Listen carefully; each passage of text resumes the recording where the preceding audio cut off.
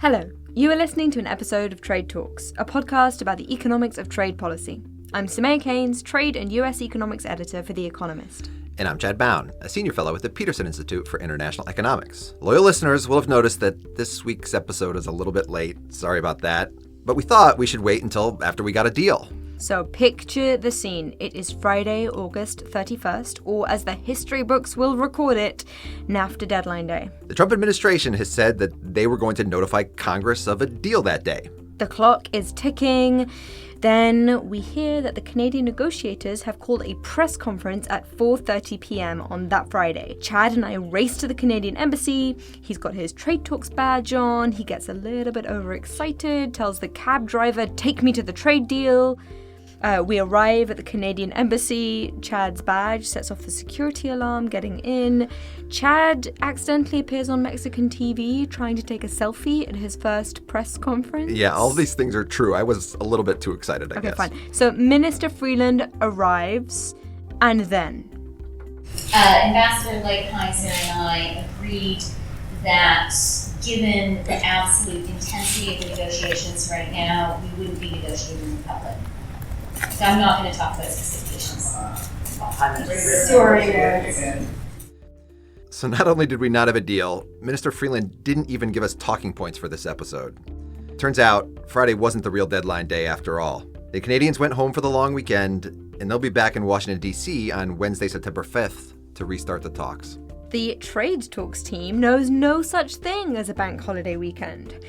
So in this episode, we are going to try to explain some of what is going on. We're going to try to summarize what we know so far, what's next, and finally, at the end of all of this, how would we know if the deal was a good one? Let's rewind a bit. In May of 2017, the Trump administration told Congress it would be negotiating a new trilateral deal with Mexico and Canada. And last week, on Monday, August 27th, the Trump administration announced it had reached an understanding with the Mexican negotiators. That was Monday. Then on Friday, August 31st, the day of our ill-fated press conference, the Trump administration told Congress that President Trump intended to sign a deal 90 days later with Mexico and with Canada if it was willing. Now, if you take one message away from this episode, it is that this deal is not done yet. There are details that haven't yet been decided. There are whole areas of the new deal that haven't been agreed. And apparently there's still some uncertainty about whether the Canadians are going to be taking part. So, question number one. What do we know so far? It does look like one of the big sticking points between the Mexicans and the Americans has been overcome. And that's rules of origin for automobiles. To recap, and this is a favorite of Trade Talks, rules of origin set out the conditions a car has to meet for it to be able to take advantage of NAFTA's zero tariffs. If you want to send your car from Mexico into the US and pay it nothing instead of a 2.5% tariff, you have to meet the criteria set by the trade negotiators in the text of the deal. Typically, those criteria include the amount of regional content that a car has to have. So with the original NAFTA, there was a list of parts, and 62.5% of those parts had to come from North America. Now, these rules exist to stop the European or the Japanese or the Chinese parts makers from being able to take advantage of a trade deal that wasn't meant for them. Where supply chains are global, these rules can be the binding constraint on car companies when making decisions about their supply chains and what to source from where. And that means that by changing the rules, by changing these criteria, the trade negotiators can pressure car companies into reshaping their supply chains and buying more parts from North America. In this negotiation, it looks like they've agreed to a pretty big increase in the amount of North American content that a car is going to need to have to qualify for these zero tariffs. And that includes new requirements that car makers buy steel and aluminum from North America. The biggest philosophical change to these rules, as we discussed on Trade Talks episode 35, is that there will now be this new requirement that part of the car will have to be made by workers earning above a certain amount. And my understanding is that they've agreed that 40% of a car and 45% of a truck will have to be made by workers earning in the region of a high-wage zone. Wait, what's a high-wage zone? Good question. A high-wage zone is one in which workers earn above $16 an hour, but there are still some details that the negotiators haven't gotten to yet. I don't think they've worked out how big a zone is. It's not clear whether it's a country, a state, a city. I don't know how wages are going to be converted from Mexican pesos and Canadian dollars into US dollars. It doesn't sound like there are plans to index that number of $16 with earnings growth or inflation. There are a lot of details that we don't know, and the details really, really matter here.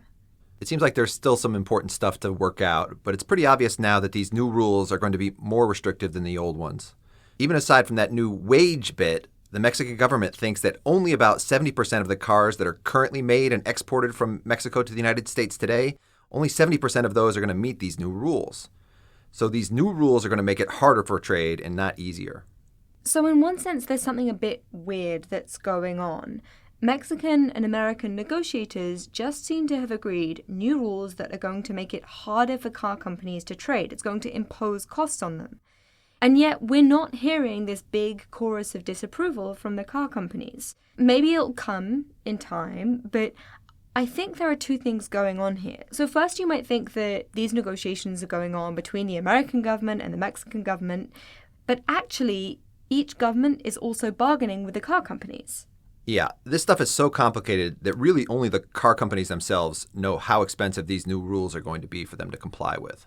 And in that negotiation, a smart car company is thinking about whether their competitors are going to be hit harder than they are.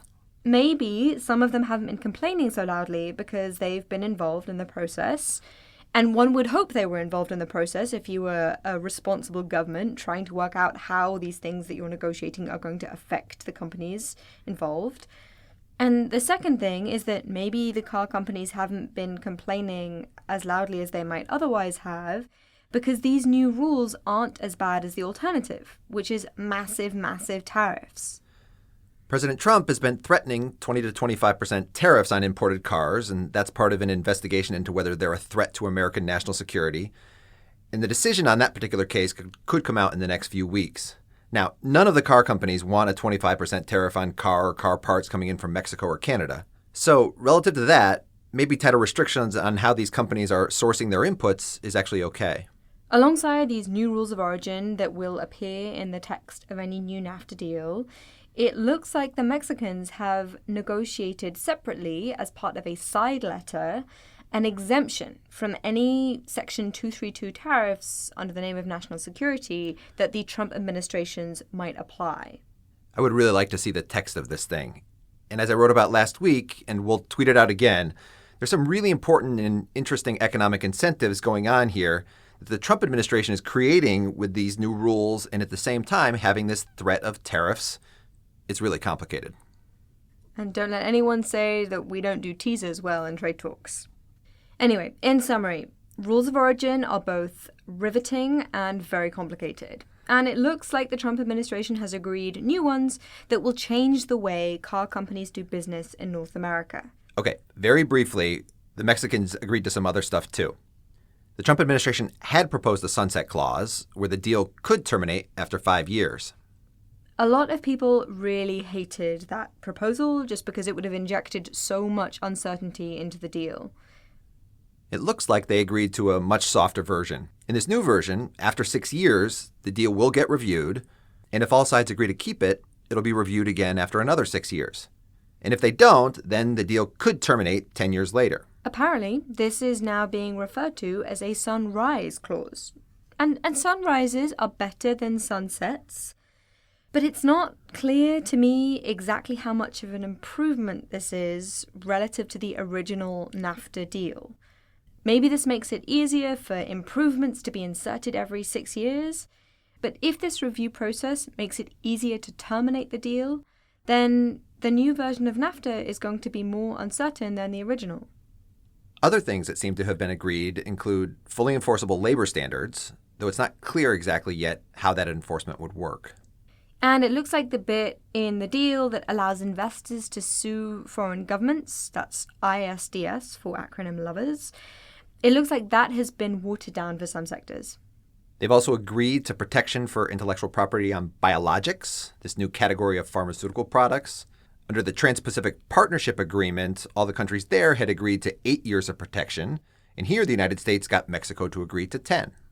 Sorry if this all seems a bit high level, we are eagerly awaiting more details. But in case you haven't already noticed, there are not many tariff cuts being mentioned here. So far, the agreement seems to mainly be about non-tariff barriers. And that, of course, is because most all of the existing tariffs between Mexico and the United States under NAFTA were already zero. Okay, so these are the issues being negotiated between the Mexicans and the Americans in the weeks leading up to the announcement of Monday, August 27th. Now that we have the outlines of what they agreed, question number 2, what's next? Well, now it looks like it's the Canadians' turn to fight with the Americans over their trickiest issues. The Canadians are fighting over this thing called Chapter 19, which involves American anti-dumping duties. I'd recommend going back and listening to Trade Talks Episode 1, where we introduced that. Also, dispute settlement, the rules there, public procurement, intellectual property rights protection, and how much access to the Canadian dairy sector the American farmers are ultimately going to get. But to be clear, none of that was confirmed in the press conference that you took me to on Friday. Yeah, sorry about that. Anyway, here is what President Donald Trump tweeted on Saturday, September 1st. There is no political necessity to keep Canada in the new NAFTA deal. If we don't make a fair deal for the US after decades of abuse, Canada will be out. Congress should not interfere with these negotiations, or I will simply terminate NAFTA entirely, and we will be far better off. The Trump administration is clearly trying to pressure the Canadians into accepting their demands by threatening to go ahead without them. But for that threat to be credible, you have to believe that the Trump administration could get a bilateral deal with only Mexico passed through Congress. And Congress wants a trilateral deal, so they have an incentive to tell the administration that they won't pass a bilateral one. And they could point out that the Trump administration had told them a year ago that that's exactly what they would get. But that obviously weakens the Trump administration's negotiating hand with Canada. So the president is saying publicly to Congress, no, you're not going to be able to block a bilateral deal because I'm not going to give you the status quo as an option. I'm going to withdraw from the original. Who would win in the courts if President Trump tried to follow through with this threat is an open question. Right now, everyone is trying to strengthen their own negotiating position. It's really hard to tell who it is that's actually bluffing. And we've made this point before, but all this tough talk from President Trump does make it harder for the Canadians to ultimately sign up to any deal. His tweets are really poisoning their politics. The Canadian leaders don't want the story to be that they've caved in response to his aggressive demands. We're hoping to get into this next week, but Canadian politics is really, really interesting right now. Listeners should be watching out for September the 29th, which is when the Trump administration has to submit the text of a deal to Congress. The notification on Friday was a bit unclear about whether the Canadians would be involved. Once the text is submitted, I would suspect that it will be quite hard to maintain that ambiguity. Okay, question number 3. How are we supposed to think about whether the deal that we actually get is a good one? We are economists, and that means that we are aware of all the million bazillion reasons that this question is a really, really hard one to answer. So first, you need to be really careful about what you're comparing the deal to. Is it the original NAFTA, the status quo, or is it a Trump withdrawal from the original? Or is it a situation with 25% tariffs on all car and car parts imports from Mexico and Canada? You then obviously need to think about what your measure of good is. Is it GDP? Should we care about gains and losses differently if some win and some lose? Should we care about the distribution of who actually gets the gains and losses? And how should we think about trading off any short-term disruption with long-term effects? We will get an official estimate of the impact of the new NAFTA from the International Trade Commission. So this is a part of the U.S. government that's got these teams of really, really good trade economists. The president tells them what's in this deal, and Ambassador Lighthizer, the United States trade representative, has said he's been talking to them already. It's then the ITC's job to throw all that information into an economic model and try to explain the expected effects. So in America, who's going to win, who loses, and by how much? The way this is normally done is by using various big models of the economy and treating the trade deal as a sort of policy shock. You use the model to think through how this shock is going to shift resources around between different sectors. So let's take a trade deal that, say, involved American dairy farmers getting extra access to the Canadian market. So what happens in one of these economic models is, so assuming America is starting from full employment, the dairy sector is going to draw additional resources into that sector of the economy and away from other sectors. So jobs and investment are going to be added in dairy farms, and jobs and investment are going to be pulled away from other sectors of the economy. So maybe moving out of soybean farms, out of pork farms, or maybe out of American manufacturing or the services sector. I asked Christine McDaniel about this. She's now at the Mercatus Center, but she used to be an economist at the ITC doing exactly this kind of thing. In general, these models are very helpful in terms of understanding how resources will be reallocated, from different policy shocks. So to the extent trade and investment barriers come down, then resources will be freed to move to more efficient uses. To the extent restrictions go up, like we're likely to see in autos, then resources will be sucked away from where they were and into autos. If those prices go up artificially, for example, wages or other prices on auto parts. So it may be a balancing act between the liberalizing effect in some sectors and then the increase in restrictions on other sectors. And we'll have to see how that all balances out. I want to emphasize that the net effect here is a bit unclear. There are some sectors for which these non-tariff barriers to trade will be reduced, and we can expect more trade to happen there. But as Christine indicated, tighter rules of origin for cars could actually add more barriers to trade in that sector. Over time, there has been a shift away from the kinds of trade barriers that are fairly easy for economists to estimate, and towards reductions in these non-tariff barriers. They're really hard to think about. And can you imagine how complicated it's going to be to model changes in rules of origin? The car companies aren't just going to hand over information on how their supply chains work. And within academic economics, there isn't a ton of great empirical evidence on the effects of this sort of change. That's all to say that as much as we might want a really concrete number, the fact that this is mostly about non-tariff barriers makes getting one really difficult. It is really hard, and I'm not saying that these models are perfect, but as Christine pointed out, they do have some value. And we are going to start seeing some numbers coming out of these things. And to be responsible consumers, we should not only be asking about how much they're going to add to GDP, or how many jobs they're going to support, or even how much they're going to increase wages. We also need to ask who's not going to be winning from this deal. Where is it that the new rules are going to force people to move even when they don't really want to? And then, how can we design public policy to make sure that those people are actually the ones being supported? If we've learned anything from the last couple of years, is that aggregates and averages are really not good enough as the only thing that you base your discussion on. And as the politics of all of this heats up, as the spin gets louder and louder, it's going to be even more important to think about, in a sort of calm, reasonable, rational way, who the different groups are that are affected by this. Don't worry. I'm confident that all the Trade Talks listeners out there, they're going to be the ones asking all the really hard questions, digging even deeper and well into not just the aggregate numbers. I share your confidence. And that is all for Trade Talks. Thank you so much to Christine McDaniel at the Mercatus Center, Flavia Volpe for APMA Canada, Kristen Cicek at the Center for Automotive Research, wonderful and random auto industry emailers, the Mexicans, the Canadians, and the Trump administration for keeping everything so lively. Thanks again to Samea's husband for being the voice of President Trump, and thanks also to Daniel Dale of the Toronto Star, whose intellectual property I borrowed for the title of this week's episode. Follow us on Twitter. I'm at Samea Keynes. And I'm at Chad Bown. And we're on @trade__talks. That's not one but two underscores, @trade__talks. Because when it comes to a still undrafted text of a still unagreed trade deal, 2 countries are better than 1. 3 countries would be great. Sorry, I should have written that differently. Yeah, I think 3 countries is what Congress wants, right? Yeah. Should we start another Twitter account with 3 underscores just to give us the option? That's a good idea.